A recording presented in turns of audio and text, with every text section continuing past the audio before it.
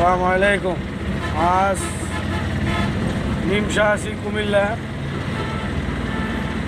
বরাকান্ত মন নিয়ে আপনাদের মাঝে আজকে উপস্থিত। সরকার গত বছর ট্যাক্স টোকেনের টাকা বা গাড়ির কাগজ করাইলাম 12,000 টাকা দিয়ে, আর এই বছর মনে করেন আমার কালকা 15-16,000 টাকা রেখে দিছে, আরও 2,000 লাগবে।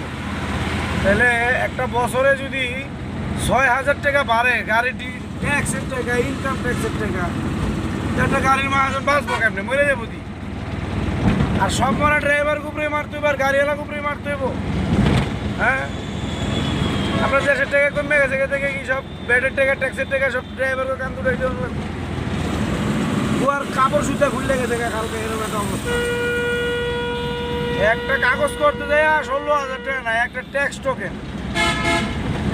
চিন্তা করে দেখছেন, ট্যাক্স টোকেন, ফিটনেসের টাকা, আয়কর সহ 16,000 টাকা লেগে গেছে, আরও 2,000 টাকা লাগবো। এখন কত হইলো? আম করে ভাড়া দিছে কয়টাই? আমরা ভাড়া পাইছি পাবলিকের থেকে কত?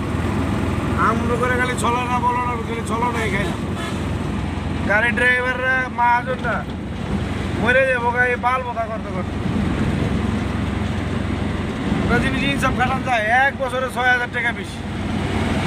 হ্যাঁ, 50 লাখ গাড়ি থাকলে 6,000 করে দিলে দুনিয়ার টাকা।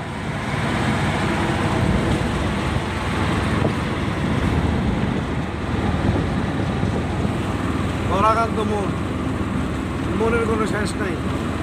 একটা গাড়ির কাগজ করতে যায় কালকে গোয়ার প্যান্ট খুলে গেছে আমার, এরকম পরিস্থিতি।